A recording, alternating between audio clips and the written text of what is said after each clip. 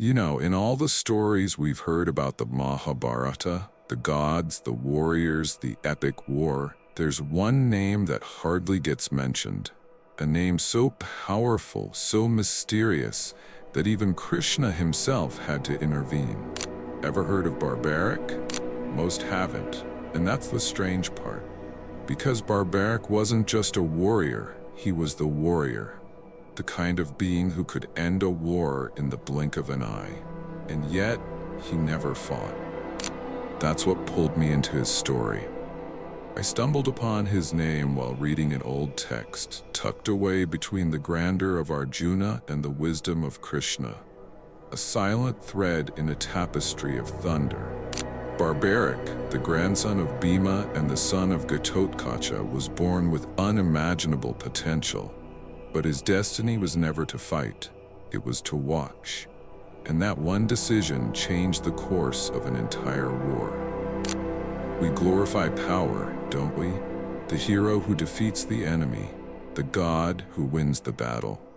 But what if real greatness lies in stepping back? What if the true divine isn't the one who slays, but the one who understands?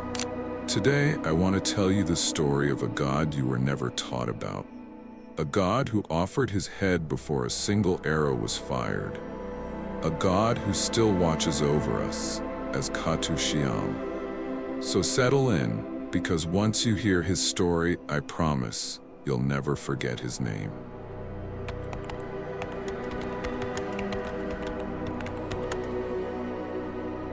Barbarik's story begins long before the Kurukshetra war. He was the son of Ghatotkacha, a mighty Rakshasa warrior, and the grandson of Bhishma, the strongest of the Pandavas. But unlike his ancestors, Barbarik's path wasn't brute force. It was divine precision.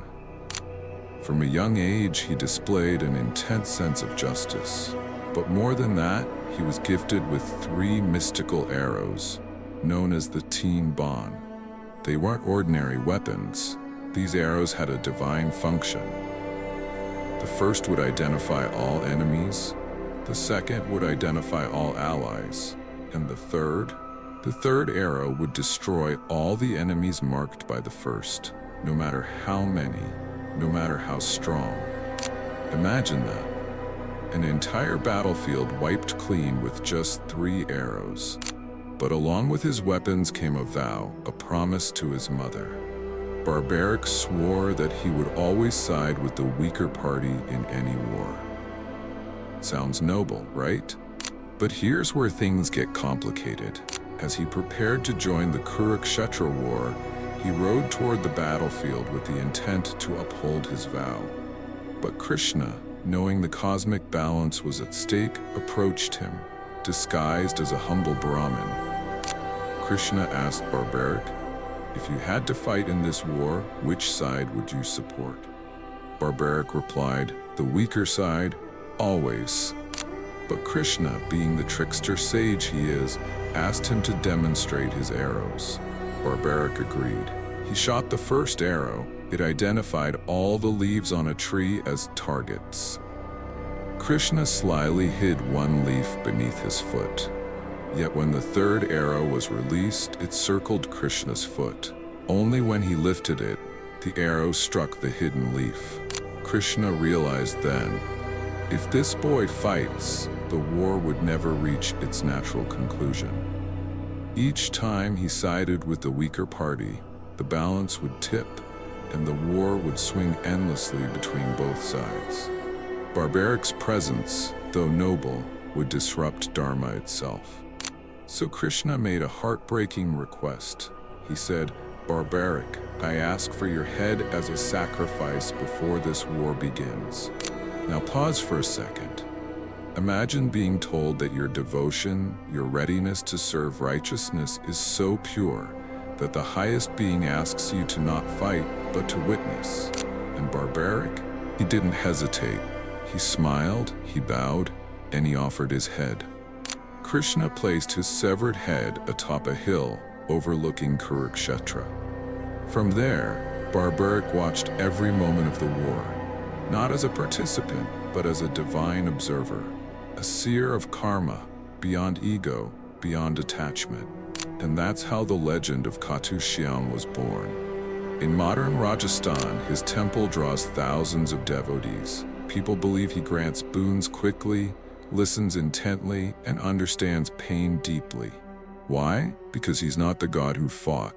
He's the god who watched, who understood every shade of war and still chose peace.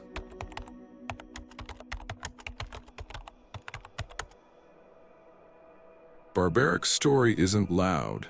It doesn't come with divine conch shells or fiery chariots. It's quiet, sacrificial, and deeply profound. He could have been the most powerful warrior on that field, but he chose to step away, not out of weakness, but out of wisdom, out of understanding that power without restraint is destruction. And maybe that's what makes Barbarik so unforgettable, because in a world obsessed with action, he teaches us the value of witnessing. In a time where everyone wants to be seen, he reminds us of the power in simply seeing. Think about it. He's the only figure in the Mahabharata who watched the entire war unfold from beginning to end. Arjuna had doubts. Krishna gave guidance. But Barbarik, he saw it all. And still, he remained at peace.